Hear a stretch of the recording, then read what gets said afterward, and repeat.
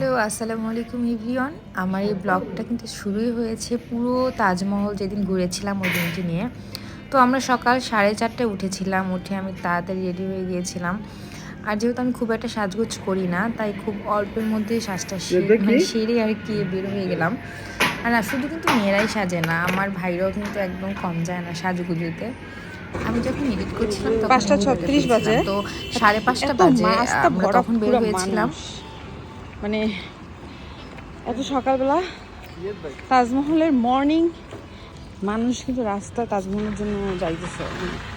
এখনই লাইন দিবে, টিকিট কাটবে। সো আর সব থেকে অদ্ভুত যে জিনিসটা লেগেছিল যে পুরো রাস্তাতে ওই সময় হচ্ছে ম্যাক্সিমাম হচ্ছে ফরেনাররা ছিল এবং ওরা তো খুব টাইম মেনটেন করে।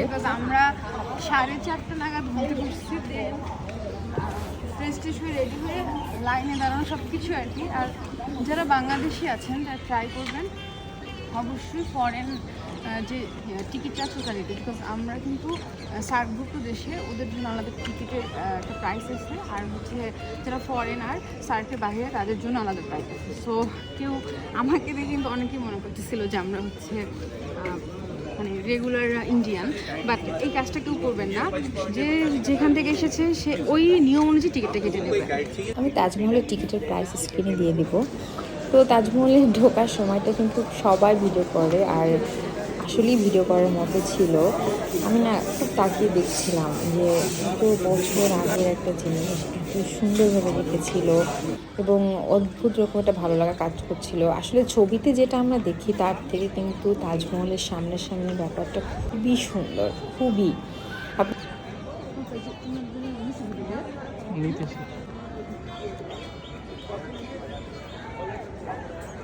ওরা তাজমহলে ঢোকার সময় ওরা হচ্ছে টিকিটের সাথে হচ্ছে এই কাভারগুলো দিয়ে দেয় যাতে আমরা তাজমহলের ভিতরে এগুলো পড়ে যাই।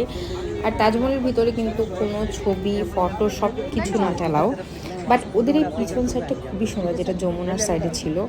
আর আমি না হঠাৎ করে যখন ছবি তুলছিলাম ফিরে আসার সময়, আমি যখন গিয়েছিলাম তখন স্টার্টিংয়ে কোনো ছবি টবি তেমন একটা তুলিনি, বাট ওরা কোথা থেকে যেন এসেছিলো এবং ওরা ভেবেছিলো যে আমি হয়তো অন্য কোনো দেশের। সো এই কারণে ওরা আমার সাথে এসে অনেকেই ছবি তুলছিল। আমি এখনও জানি না যে ওরা কেন আসলে এসে ছবি তুলেছিল। তো যাই হোক, সময়টা খুবই সুন্দর ছিল। আর যখন আমি পুরা তাজমহল ঘুরছিলাম, ইস অ্যান্ড এভরিথিং এত নিট অ্যান্ড ক্লিন রেখেছিল। ওরা এত সুন্দর করে ওদের এই জায়গাটা সংরক্ষণ করেছিল, যেহেতু এটা সপ্তম আশ্চর্যের একটি। সো ওরা ওভাবেই ওইটাকে টেক কেয়ার করে রেখেছে। তো তাজমহল থেকে বের হয়ে একটু ছোটোখাটো শপিং করলাম ছোটো বাবুদের জন্য, আর ওরা জুতা কিনলো। এরপরে হোটেলে এসে আমরা তাড়াতাড়ি বের হয়ে গিয়েছিলাম, কারণ আমরা কোনো কিছু খাইনি, সেই রাতে খেয়েছিলাম। আর আমরা একটু কেনাকাটার জন্য সর্দার বাজার গিয়েছিলাম, সবার কাছে জিজ্ঞেস করেছিলাম কোথায় ভালো কেনাকাটা করা যাবে। তো ওই টাইমে না কোনো কিছু খুলে নেই, মানে ওরা মাত্র ওপেনই করে একটার পরে আর কি ওরা মোটামুটি দোকান জাস্ট খোলা শুরু করে, ক্লিনিং সব কিছু করতে করতে 3টা বেজে যায়। তো আমি মানে যতটুকু পেরেছি, যত দোকান দেখে টেকে জাস্ট কিছু চুড়ি আর হচ্ছে কিছু ড্রেস কিনলাম। তো এরপরে শুরু হয় আমাদের খাবার খোঁজার মিশন, কারণ খাবার কোনোভাবেই পাচ্ছিলাম না, মানে বেঙ্গলি ফুড পাচ্ছিলাম না। আমি বেসিক্যালি গিয়েছিলাম, শুনলাম যে সর্দার বাজারে হচ্ছে অনেক টাইপের খাবার পাওয়া যায়, বাট সেটা হচ্ছে রাতে। ওরা হচ্ছে রাতে অনেক বেশি জমজমাট, দিনে না। ওরা 5টা-6টার দিকে আর কি হচ্ছে ওদের মেইন যে জমজমাট যে খাবার দাবার ফুড কার্টগুলা ওগুলো চালু হয়। তো এখন আসলে কোনো টাইপের খাবারই আসলে পাচ্ছি না। সকাল থেকে তাজমহল থেকে ঘুরে আসার পরে কোনো খাবার খাইনি। এখন হচ্ছে কাছে একটু খাবার খাওয়ার জন্য ঘুরতেছি, যে কোনোভাবে কোনো খাবার যদি পাই। আর এখন মানে এই টাইমটায় যখন আমরা ঘুরতেছি পুরো রাস্তা টোটালি ফাঁকা। এত খোঁজাখুঁজির পর পেয়ে গেলাম মামা ফ্রাঙ্কি। আমি যারা আগ্রাতে যাবে তাদেরকে অবশ্যই রিকমেন্ড করব এই জায়গাটা। এটা হচ্ছে আপনি যখন সর্দার বাজার যাবেন, ওখানে একটু হেঁটে আসার পথে আপনি একটু সার্চ দিলেই পাবেন যে মামা ফ্রাঙ্কিটা কোথায়। একটা বিশাল একটা স্পেস নিয়ে। আর ঢুকে আমার যা যা খেতে ইচ্ছে করেছিল, বিরিয়ানি থেকে শুরু করে তান্দুরি চিকেন মাটন সব কিছু অর্ডার করেছিলাম। কারণ আমি অনেকটা সময় মন ভরে খেতে পারিনি। সো এখন আমাকে খেতে হবে। তো লেটস গো, আমি কী কী খাচ্ছি চলেন দেখি। আর এখানে খাবারগুলো কিন্তু খুবই মজা ছিল, মানে আমরা খাবার জাস্ট দিচ্ছিল আর শেষ হয়ে যাচ্ছিল। আমরা যে রুটিগুলো নিচ্ছিলাম, মানে ওরা না, মানে আমরা সব মিলিয়ে মনে হয় 19টার মতো রুটি খেয়েছিলাম আমরা 3 জন। তারপর আমরা বিরিয়ানি নিয়েছিলাম।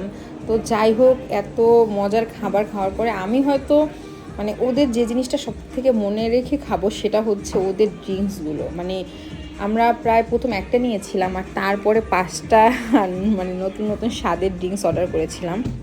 ওরা সামনে বসে আপনাকে বানিয়ে দিবে এবং আমার খাওয়া সব থেকে বেস্ট ড্রিঙ্ক ছিল। আর ওদের অ্যানাদার আইটেমগুলো বিশেষ করে কাবাব, মাটন, মানে আমার মুখে এখনও লেগে আছে। আমি বারবার বলি যে মামার ফ্যামিলি খাবারটা খেতে পারতাম। অ্যান্ড আমি যদি দিল্লিতে একবার হলেও যাই, আমি অবশ্যই এই জায়গার খাবার কখনোই মিস করবো না, কারণ আমার ফুল ইন্ডিয়া ট্যুরে এই খাবারটা ছিল সব থেকে মজার। সো আমি এটা সবাইকে বলবো, যারা আমার ভিডিও দেখে আগ্রাতে যাবেন তারা এই জায়গার খাবারটা একদমই মিস করবেন না।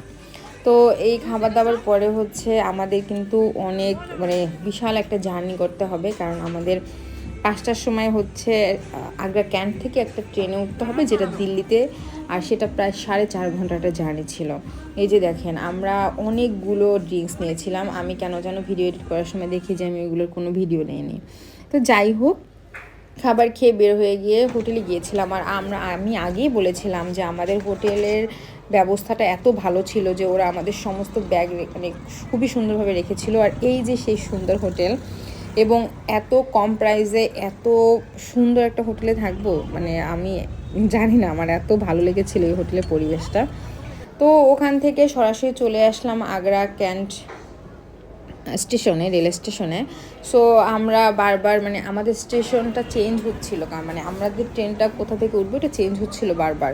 সো ওখান থেকে যে ট্রেনে উঠলাম সে এক ভয়াবহ অভিজ্ঞতা, কারণ আমরা হচ্ছে ওখান থেকে একটা জেনারেল টিকিট নিয়েছিলাম।